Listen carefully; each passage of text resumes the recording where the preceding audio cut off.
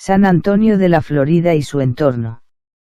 En el recorrido de hoy veremos, la estación de Príncipe Pío, el Palacete de los Vargas, San Antonio de la Florida y el Cementerio de la Florida donde están enterrados los fusilados del 3 de mayo del 1808.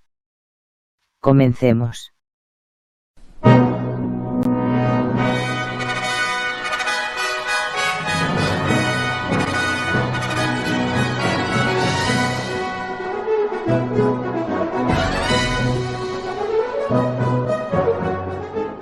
Comenzamos la visita en la explanada de la estación de Príncipe Pío, antigua estación de los ferrocarriles del norte, construida en el año 1882, convirtiéndose en una de las más importantes de la red.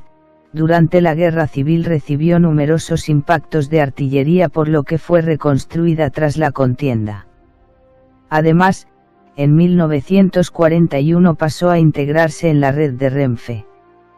Al inaugurarse la estación de Chamartín en 1967 comenzó a perder protagonismo, y en 1993 fue finalmente clausurada y rehabilitada como un intercambiador de tren, autobús y metro, conectado con un centro comercial. Continuamos por la glorieta de San Vicente viendo la parte trasera de la Puerta de San Vicente, diseño de Sabatini. La original fue desmontada en 1890.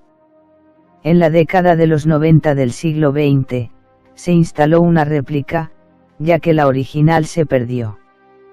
Y seguimos bajando hacia el Puente del Rey, lugar ganado a los coches que hasta el 2007 eran los amos del lugar. Vemos el caos que era y lo apacible que ha quedado con los coches por debajo. Cruzamos el puente y nos adentramos en la Casa de Campo por la Puerta del Rey.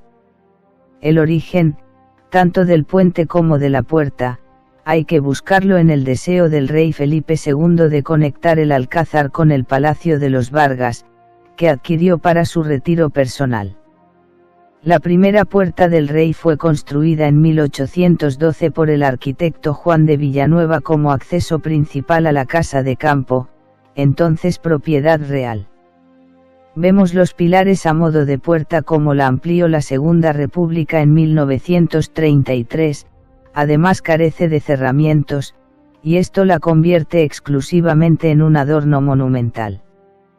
Por eso, porque la puerta no cierra nada, puede que a primera vista algunos paseantes no entiendan en qué consiste el conjunto. Y llegamos al Palacio de los Vargas, construida en 1519 por orden de Francisco de Vargas y Medina, miembro de una de las familias más poderosas de Madrid en la época.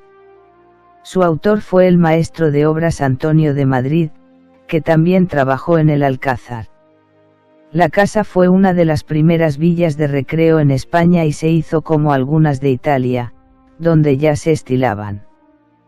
Con fachada de ladrillo, logias, columnas y arcos de medio punto. Vemos en el dibujo ejecutado por Antoine van den Wijngaarde en 1562, donde se puede contemplar en la esquina izquierda la Casa de Campo. Felipe II la compró para su disfrute.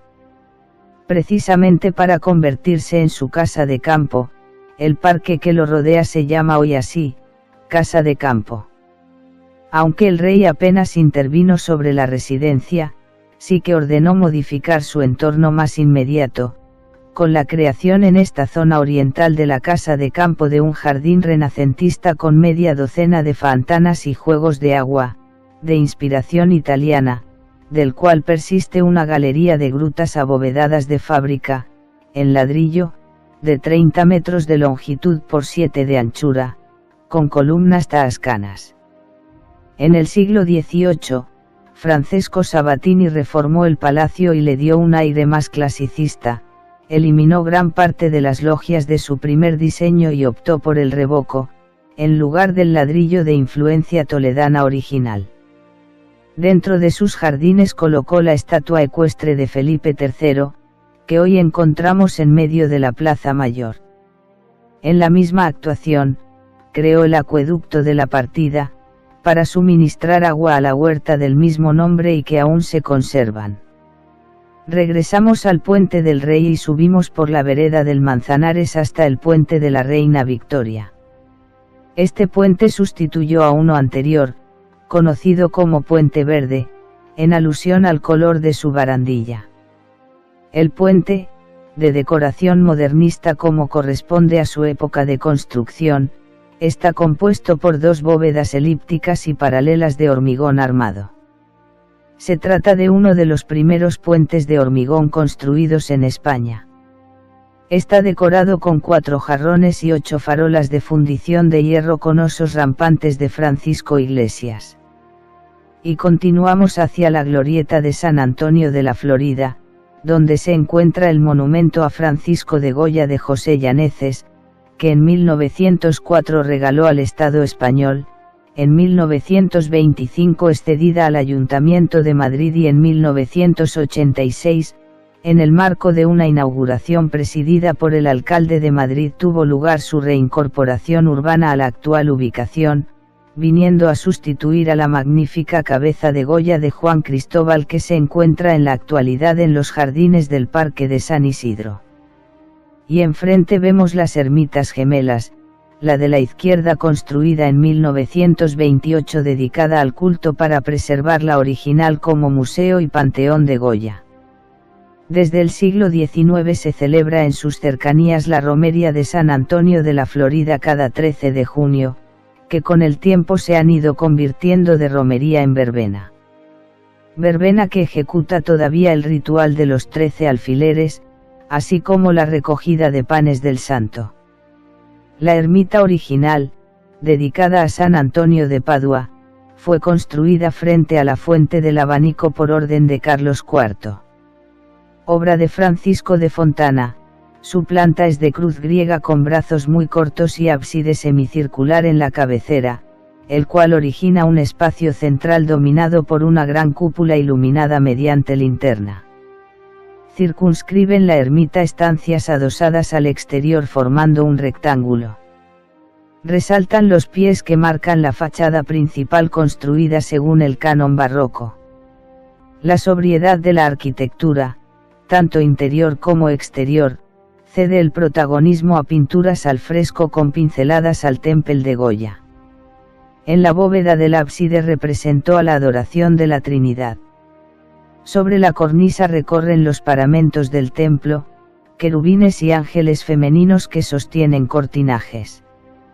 La parte de los frescos que atrae la mirada de los visitantes son las pinturas de la cúpula, donde se encuentra representado uno de los milagros de San Antonio de Padua, en el que transportado por ángeles a Lisboa, ciudad natal del santo, por la gracia divina hace que un difunto conteste a las preguntas del juez y confirme la inocencia del padre del santo, quien había sido acusado del crimen.